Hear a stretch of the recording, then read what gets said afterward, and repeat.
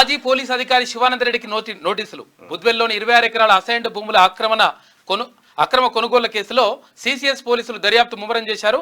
మాజీ పోలీస్ అధికారి శివానందరెడ్డి, ఆరోగ్యం రెడ్డికి నోటీసులు జారీ చేసిండ్రు. మాజీ పోలీస్ అధికారి శివానందరెడ్డికి నోటీసులు. ఆయన ఏది మన నందికొట్కూరులో ఆయనని అరెస్ట్ చేయడానికో లేకపోతే విచారించడానికో పోతే పారిపోయినటువంటి పరిస్థితి. సో ఎక్కడ ఆంధ్రప్రదేశ్లో ఎక్కడ కూడా నాయకులంతా మరి ఎక్కడెక్కడలో వచ్చి చుట్టుపక్కలనే బిజినెస్ చేసిపోతా ఉన్నారు. ఈ వ్యవహారం అట్లుంటే ఏమైంది సార్? ఇది రికార్డింగ్ ఏం దాకా వచ్చింది? టెలిఫోన్ ట్యాపింగ్ ఇంకా విచారణ జరుగుతుంది. యాక్చువల్లీ మొట్టమొదటి చెప్పాల్సింది ఏంటంటే మల్లన్న గారు, నేను యాదృచ్ఛికంగా ఈరోజు ఇక్కడికి వచ్చి నేను వచ్చిన సందర్భం ఏంటంటే మీతో ఏదో డిస్కస్ చేద్దామని ఎర్లీగా స్టార్ట్ అయినా కానీ ట్రాఫిక్ వల్ల చిక్కున్నా అన్ఎక్స్పెక్టెడ్గా ప్రేక్షకుల దగ్గర వచ్చిన మీ అందరికీ కృతజ్ఞతలు. రెండోది ఏంటంటే మల్లన్న గారు, ఈ అంశం ఈ లోక్సభకి ఏదైతే కాంగ్రెస్ పార్టీ మేనిఫెస్టో విడుదల చేసిందో ఈ అంశము తెలుగు ప్రజలకి చాలా చక్కగా అందరికి విడమర్చి చెప్పాల్సిన బాధ్యత మీ మీద ఉంటుంది. ఎందుకంటే రాజీవ్ గాంధీ గారు న్యాయయాత్ర ద్వారా, తర్వాత రాహుల్ గాంధీ గారు న్యాయయాత్ర ద్వారా, తర్వాత ఇంకొక కాశీ నుంచి కన్యాకుమారి వరకు చేసిన రెండో యాత్ర భారత్ జోడో యాత్ర ద్వారా తాను గడించినటువంటి విశేషమైనటువంటి అనుభవాన్ని రంగరించి ఈ మేనిఫెస్టో అనేది తయారు చేయడం జరిగింది. ఇందులో నాకు సంబంధించిన కొన్ని విషయాలు నేను చెప్తాను. ఒకటి ఏంటంటే ఇందులో చక్కగా న్యాయ సంస్కరణలు తీసుకొస్తున్నారు. న్యాయ సంస్కరణలు అంటే ఇప్పుడు సుప్రీంకోర్టు లోపల హైకోర్టులో డివిజన్ బెంచ్ డిస్మిస్ చేసిన ప్రతి కేసు సుప్రీంకోర్టుకు పోతున్నాయి. కొన్ని లక్షలాది కేసులు అక్కడ పడి ఉన్నాయి. అందులో క్రిమినల్ అప్పీల్స్ ఉన్నాయి, అంటే జీవిత ఖైదు, తర్వాత మరణశిక్ష వేసినటువంటి కేసులు, కొన్ని రకరకాల ఆస్తులకు సంబంధించిన వివాదాలు అట్లనే పెండింగ్లో ఉన్నాయి. తర్వాత ఎమ్మెల్యేలు మూకుమ్మడిగా ఒక పార్టీని వదిలెట్టి ఎన్నికైన పార్టీని వదిలెట్టి వేరే పార్టీలోకి పోతే వాళ్ళకు సంబంధించిన వివాదాలు. తర్వాత మంత్రుల మీద, ఎమ్మెల్యేల మీద, తర్వాత ఎంపీల మీద వచ్చినటువంటి అవినీతి ఆరోపణలకు సంబంధించిన వివాదాలున్నాయి. ఇట్లాంటి అన్నిటినీ విడమర్చి అంటే ఒక జల్లెడ పడుతున్నారు అనమాట. అంటే సుప్రీంకోర్టులో 2 విభాగాలను ఏర్పరుస్తున్నారు. ఒకటి రాజ్యాంగపరమైనటువంటి అంశాలను పరిశీలించడానికి 7 సీనియర్ సభ్యులతోని ఒక కాన్స్టిట్యూషనల్ బెంచ్ ఏర్పరుస్తున్నారు. ఈ సిస్టమ్ అమెరికాలో ఉంది ఆల్రెడీ. అట్లాంటి సిస్టమే మన దగ్గర తీసుకున్నాం. మిగతా వివాదాలన్నీ 3 అంటే సుప్రీంకోర్టులో 3 జడ్జిల దాన్ని డివిజన్ బెంచ్ అంటారు. ఎట్లయితే మన దగ్గర హైకోర్టులో 2 జడ్జిల దాన్ని డివిజన్ బెంచ్ అంటాము, సుప్రీంకోర్టులో 3 జడ్జిల దాన్ని డివిజన్ బెంచ్ అంటాం. అంటే ఇప్పుడు నార్మల్గా వచ్చేటువంటి వివాదాలన్నీ ఈ 3 జడ్జిల బెంచ్లు మాత్రమే పరిశీలిస్తాయి.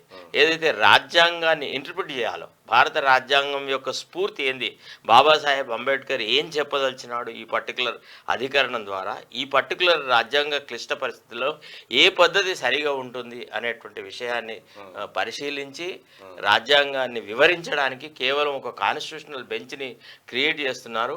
ఇది చాలా చాలా గొప్ప విషయం. రెండోది ఏంటంటే ఈ లోక్పాల్ నియామకం విషయంలో తర్వాత సుప్రీంకోర్టుకు ఎంత అటానమీ ఇవ్వదలుచుకుందంటే మా ఈ మేనిఫెస్టో ద్వారా ఇప్పుడు ఏదైతే కేంద్ర ప్రభుత్వం, మోడీ నేతృత్వంలోని ప్రభుత్వము ఎలక్షన్ కమిషన్ ఆఫ్ ఇండియాను, తర్వాత ఈడీని, సిబిఐని, లోక్పాల్ని ఇట్లా రకరకాల సంస్థల్ని తమ గుత్తాధిపత్య సంస్థలుగా మార్చుకొని ఈడీ అనేటువంటి ఒక సాధనం ద్వారా దాన్ని ఒక ఆయుధంగా మార్చుకొని ప్రతిపక్ష పార్టీలు అన్నింటినీ చీల్చి చెండాడి వాళ్ళ పార్టీలో ఉన్నటువంటి గాడిదలన్నీ వీళ్ళ పార్టీలో చేర్చుకొని వీటిని గంగిగోవులుగా ప్రకటిస్తున్న తీరుని మేము అడ్డుకుంటాము అని ఈ ఎలక్షన్ మేనిఫెస్టోలో చెప్పబడింది. అంటే స్వర్గీయ రాజీవ్ గాంధీ గారు 52వ సవరణ ద్వారా, రాజ్యాంగానికి సంబంధించిన సవరణ ద్వారా 10th షెడ్యూల్ అనేది ఒకటి యాడ్ చేసినాడు. దానివల్ల ఏంటంటే ఒక పార్టీ సింబల్ మీద ఎన్నికైన వ్యక్తి మరో పార్టీలోకి చేరితే అది తప్పు, స్ప్లిట్గా జరగాలి. అంటే 2/3 మెంబర్స్ స్ప్లిట్ అయితే తప్ప ఒక విధానపరమైన అంశం మీద ఆయా శాసనసభ్యులు కానీ ఎంపీలు కానీ తమ పార్టీతో విభేదించి వేరే పార్టీలకు చేరే పొందుబాటు కల్పించినారు. వాళ్ళు ఇది ఊహించలేదు కదా. అంటే ఇట్లా కేసీఆర్ లాగా పార్టీ ఫిరాయింపుల చట్టం, ఈ పార్టీ ఫిరాయింపుల చట్టం లోపల ఇప్పుడు ఒక సవరణ తీసుకొస్తున్నారు. దీని ప్రకారం ఏంటంటే ఒకవేళ కాంగ్రెస్ ప్రభుత్వం కనుక కేంద్రంలో ఏర్పడే పక్షంలో ఏ వ్యక్తి అయినా కానీ ఎంతమంది అయినా ఉండని, వాళ్ళు 2/3 ఉండని 190 మొత్తం కంప్లీట్ సభ్యులు కూడా ఒకవేళ జెండా మారిస్తే వాళ్ళందరూ వాళ్ళ సభ్యత్వం ఆటోమేటిక్గా కోల్పోయేటువంటి ఒక సవరణని రాజ్యాంగానికి తీసుకొస్తున్నారు. ఇది భారతదేశంలో కూడా ఒక రాజకీయ వ్యవస్థను ప్రక్షాళన చేయడానికి చాలా అత్యధికంగా ఉపయోగపడుతుంది. రెండోది ఒక ముఖ్యమైన అంశం, నిన్న రాహుల్ గాంధీ గారు మల్లికార్జున ఖర్గే గారు నిజంగా ఒక గొప్ప విషయం ఏంటంటే ఒక భీష్మాచార్యుడు లాగా మల్లికార్జున ఖర్గే గారు, ఒక అభిమన్యుడి లాగా ఒక రాహుల్ గాంధీ చాలా చక్కని ఒక తాల్మీల్తో ఒక మంచి విధాన నిర్ణయాలు చేస్తున్నారు. ఈయన నిన్న ఒక విషయం చెప్తున్నాడు, ఏమని అంటే ఇప్పుడు లోక్సభ స్పీకర్లుగా ఉన్నవాళ్ళు లేదా రాష్ట్రాల శాసనసభల స్పీకర్లు ఉన్నవాళ్ళు వీళ్ళు ఆయా అధికార పార్టీలు సంబంధించిన వ్యక్తులు అయి ఉండి వీళ్ళు ఏది చెప్తే అదే చేస్తున్నారు. ఇప్పుడు గతంలో కాంగ్రెస్ నుంచి ఎన్నికై తర్వాత కాంగ్రెస్ పార్టీ నుంచి టీఆర్ఎస్లోకి వచ్చిన 12 మంది ఎమ్మెల్యేల విషయంలో కానీ, అంతకుముందు సురేష్ రెడ్డి స్పీకర్గా ఉండి చేసిన నిర్వాహకం కానీ ఇట్లాంటివన్నీ జరగకుండా స్పీకర్గా ఎన్నికైన మరుక్షణమే ఆయన ఆ అధికార పార్టీకి రాజీనామా చేసేసి అధికార పార్టీ స్పీకర్ మీద ఏ రకమైనటువంటి నియంత్రణ లేకుండా చేసేటువంటిది ఒక ప్రక్రియ. తర్వాత ఇంకొక గొప్ప గణనీయమైన మార్పు ఏంది అని అంటే కంపల్సరిగా 365 రోజులు అంటే ఒక సంవత్సర కాలంలో కూడా 100 రోజులు కంపల్సరీగా పార్లమెంటులు శాసనసభలు తమ సమావేశాలు జరుపుతాయి. అంటే తమకు వీలున్నప్పుడు తమకు అవసరం ఉన్నప్పుడు ఒక బిల్లును పాస్ చేయించుకోవడానికి 24 గంటల వ్యవధి లోపల శాసనసభను కానీ పార్లమెంటును కానీ సమావేశపరిచి తమ పబ్బం గడుచుకునేటువంటి ప్రక్రియకి ఇప్పుడు రద్దవుతుంది. అట్లాంటి ప్రక్రియ ఏది ఉండదు అనేది రెండో మూల ఉద్దేశంతో ఈనాడు తీసుకొచ్చిన అనమాట. ఇది యాంటీ డిఫెక్షన్కి సంబంధించి. తర్వాత ఇంకా చాలా చాలా విషయాలు తీసుకొచ్చినారు.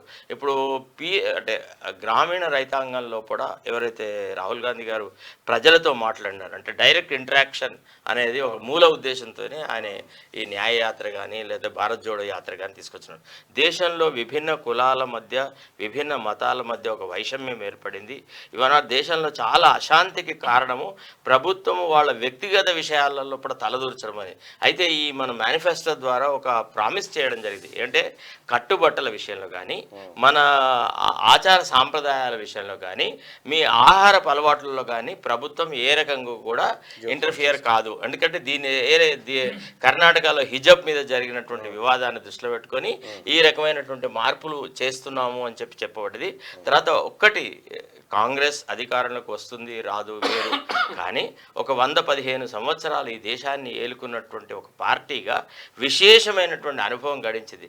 ముఖ్యంగా దాదాపుగా 60 ఏళ్ళు కాంగ్రెస్ పార్టీతో ముడిపడిన మల్లికార్జున ఖర్గే గారి నేతృత్వంలోని తన అనుభవాన్ని రంగరించినాడు. తర్వాత ప్రజల పట్ల సహజంగా తనకున్నటువంటి ఆప్యాయతను ప్రేమను రంగరించి ఈనాడు ఎలక్షన్ మేనిఫెస్టో అనేది తీసుకురావడం జరుగుతుంది. ఇంకా చాలా చాలా విషయాలు చెప్పినారు ఇందులో. అంటే ఈడీని కానీ సిబిఐ కానీ స్వతంత్ర ప్రతిపత్తితో ఏర్పరుస్తాము, భవిష్యత్తులో ఏ రకమైన న్యాయ వ్యవస్థలో ఇంకొక గణనీయమైన మార్పును ఈనాడు ఈ కాంగ్రెస్ మేనిఫెస్టో అమలు చేస్తుంది. అదేంటంటే చాలామంది బీద బలహీన వర్గాల వాళ్ళకు చెందిన వాళ్ళు నిమ్న కులాలకు చెందినటువంటి వాళ్ళు న్యాయమూర్తులుగా అవ్వట్లేదు. ఎందుకు అని అంటే ఎట్లయితే రాజకీయ వ్యవస్థ లోపల వాళ్ళు వాళ్ళ పిల్లలు వాళ్ళ కొడుకులు తండ్రులు మనుమల దాకా ఏదైతే ఒక ప్రాపకం ఉందో డెవలప్మెంట్ అనేది ఒక ఫోర్స్డ్ డెవలప్మెంట్ ఉందో దీనికి అడ్డుకట్ట వేస్తాము. కంపల్సరీగా న్యూనతమైనటువంటి కులాలకు అంటే ఎవరైతే అభివృద్ధికి నోచుకోలేదో ఎస్సీలకు ఎస్టీలకు తర్వాత విభిన్న రకాలైనటువంటి బీసీలకు కూడా సమాన ప్రతిపత్తి కలిపి న్యాయ వ్యవస్థ లోపల వాళ్ళ ప్రాతినిధ్యం పెంచుతామన్నారు. ఇది చాలా చాలా ఇంపార్టెంట్. మన కొలీజియం సిస్టమ్ను కూడా తీసేస్తున్నారు. కొలీజియం సిస్టమ్ తీసేసేసి మళ్ళీ న్యాయమూర్తుల అపాయింట్మెంట్ను చాలా ట్రాన్స్పరెంట్గా చేసేసి ఒక పద్ధతి ప్రకారంగా చేస్తాము అనేటువంటి మాట ఈనాడు ఎలక్షన్ మన మేనిఫెస్టో లోపల కాంగ్రెస్ వాళ్ళు చెప్పినారు. నిజానికి నిన్నటి ఏదైతే మన మేనిఫెస్టో అయితే రిలీజ్ అయిందో ఇది పార్టీ అధికారంలోకి వస్తుందా రాదా లేకపోతే ఇంకేం జరుగుతుంది, దేశ ప్రజలు ఈనాడు ఏం ఆలోచిస్తారు, ప్రస్తుత పరిస్థితులలో జరుగుతున్నటువంటి వ్యవస్థను కూలదోసేసి ఒక ప్రజాస్వామ్యమైన పరిపాలన తీసుకురావడానికి కృషి చేస్తే ఇది చాలా అద్భుతమైనటువంటి మేనిఫెస్టో. తర్వాత ఎంప్లాయ్మెంట్ గ్యారంటీల విషయంలో కూడా కంపల్సరీగా ఒక గొప్ప విషయం ప్రతిపాదించినారు. అది యువకులకు ఉద్దేశించింది ముఖ్యంగా. అంటే ఇప్పుడు మనం ఇంజనీరింగ్ చదువుతున్నాము, డాక్టర్ చదువుతున్నాము, లేకపోతే ఇంకేదైనా చదువుతున్నాము, అంటే అప్రెంటిస్ రావాల్సినటువంటి పనులు ఇప్పుడు ఐటీఐ ఉంది, లేకపోతే ఇంకా పాలిటెక్నిక్లలో చదివే వాళ్ళకి ఏంటంటే రాగానే ఇమీడియట్గా అప్రెంటిస్ దొరకట్లేదు. అట్లాంటి వాళ్ళందరికీ 1 సంవత్సర కాలము వాళ్లకు భృత్యం ఇచ్చేసి, అంటే డబ్బులు ఇచ్చి వాళ్ళకి అప్రెంటిస్ చేసేటువంటి విధానంలో కూడా వాళ్ళకి స్కిల్ డెవలప్మెంట్ అనేది చేయించి వాళ్ళని అభివృద్ధిలోకి తీసుకొస్తామనేటువంటి మాట వాళ్ళు చెప్పడం జరిగింది. తర్వాత ఇప్పుడు ఏదైతే అంటే రాష్ట్రాల మధ్యలో వనరులను పంచేటువంటి నీతి ఆయోగ్ అనే ఒక పేరు పెట్టేసేసి మోడీ ఒక పెద్ద రాజకీయం చేసినాడు. అసలు యాక్చువల్లీ ఇంతకుముందు ఎన్డీసీ అని ఉండేది, నేషనల్ డెవలప్మెంట్ కౌన్సిల్ అని ఉండేది. దాంట్లో అందరూ ముఖ్యమంత్రులు మెంబర్లుగా ఉండి ప్రధానమంత్రి అధ్యక్షతలో కూడా అది జరిగేది. అన్ని రాష్ట్రాల మధ్య వనరుల పంపిణీ విషయంలో కూడా ఒక సమానమైనటువంటి ఒక ప్రాతిపదిక ఉండేది. అయితే బీజేపీ వచ్చిన తర్వాత బీజేపీ పాలిత ప్రాంతాలకి ఎక్కువ నిధులు ఇస్తూ, తర్వాత ప్రతిపక్ష పాలిత ప్రాంతాలను నిధులకు కొరత చేస్తూ రకరకాలుగా చేస్తున్నారు. ఇప్పుడు కేరళ తర్వాత ఢిల్లీ ఈ 2 ప్రభుత్వాలు ప్రతిసారి సుప్రీంకోర్టులో కేసులు వేస్తున్నాయి. అయ్యా మాకు ఫలానా నిధులు ఇవ్వలేదు, ఫలానా నిధులు ఇవ్వలేదు, మేము ఈ రకంగా పనిచేయట్లేకపోతున్నాము అని చెప్పేసి. ఈ వివాదాలు ఏవి రాకుండా రాజకీయాలతో ప్రమేయం లేకుండా ఎన్డీసీ మళ్ళీ అంటే ఒక నీతి ఆయోగ్ను తీర్చి దాన్ని ఒక ఫ్రీ ఛానల్ లాగా మార్చేసేసి ఈ రకమైనటువంటి మార్పులు తీసుకొస్తానంటున్నారు మల్లన్న గారు.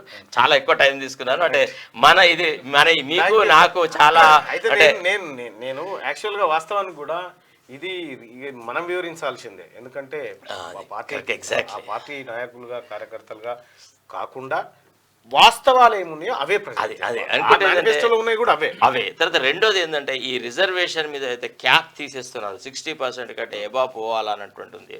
అంటే ఇందిరా సహాన్వే కేసులో కూడా వాళ్ళు ఏం చెప్పారంటే అన్ని రిజర్వేషన్లు కలిపి 50% ఉండాలి, 50% అనేవి అందరికీ అందుబాటులో ఉండాలన్నారు. సరే దానికి ఒక లాజిక్ ఉంది. ఏమంటారంటే 50% ఏమో కంపల్సరీగా అందరికీ అవకాశాలు కల్పించి మిగతా 50% అందరికీ వదిలేడతాము. ఎవరైతే ఆల్రెడీ రిజర్వేషన్ ఫలితాలను అనుభవించినారో వాళ్ళు కొంత ఆర్థికంగా ఎదిగుంటే వాళ్ళు కూడా ఉన్నత కులాలతో పోటీ పడే అవకాశం కల్పించే ఉద్దేశంతోనే ఆ 50% అనేది ఫ్రీ ఫర్ ఆల్ అనే పద్ధతిలో పెట్టినారు. కాకపోతే లోపభూయిష్టమైనటువంటి నీతి సూత్రాల వల్ల అన్ని వాడుకోవడం ప్లస్ కొంతమంది డెవలప్మెంట్కి అసలు అతి దూరంగా ఉంటున్నారు అనమాట. సో ఈ దృష్ట్యా వీళ్ళకు కంపల్సరీ డెవలప్మెంట్ అవసరమైన ఉద్దేశంతో ఈ 60% క్యాప్ అనేది తీసుకురావడం జరుగుతుంది. తర్వాత ఎలక్షన్ కమిషన్స్ అపాయింట్మెంట్లో కూడా ఒక పద్ధతిని అంటే ట్రాన్స్పరెంట్ మెథడ్ని తీసుకొస్తా ఉన్నారు. అంటే ఇప్పుడు లోగడ సుప్రీంకోర్టు జడ్జిమెంట్ రాకముందు చీఫ్ జస్టిస్ ఆఫ్ ఇండియా, ప్రతిపక్ష నాయకుడు, తర్వాత ప్రధానమంత్రి ఈ ముగ్గురితో ఉన్నటువంటి సభ్యులు ఒక ఎన్నికల కమిషనర్ను అపాయింట్ చేసేవాళ్ళు.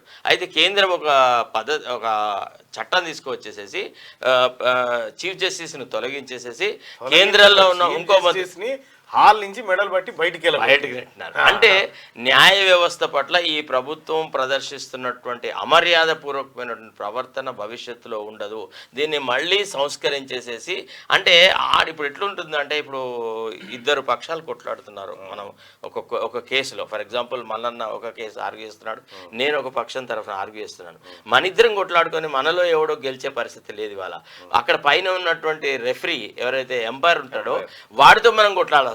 మన కేసు గెలవడానికి మనము ప్రత్యర్థితో కొట్లాడుతలేము, మన న్యాయమూర్తితో కొట్లాడుతాము. సో ఈ పరిస్థితికి మేము అడ్డుకట్ట వేస్తాము, నిజాయితీగా న్యాయం అనేది అందిస్తాము అనేటువంటి ఒక మాట చెప్తున్నారు. ఇది చాలా గొప్ప మేనిఫెస్టో. దీన్ని ప్రజలందరూ ఆదరించాలి. తర్వాత నేను అంటే I propose to Mallanna garu, మళ్ళీ ఆయన ఏమనుకుంటారో మీ ముందే చెప్పేస్తున్నాను. ఒకటి ఏంటంటే ఈ మేనిఫెస్టో ఈరోజు రిలీజ్ అయినాక విల్ మేక్ వన్ ప్రోగ్రామ్.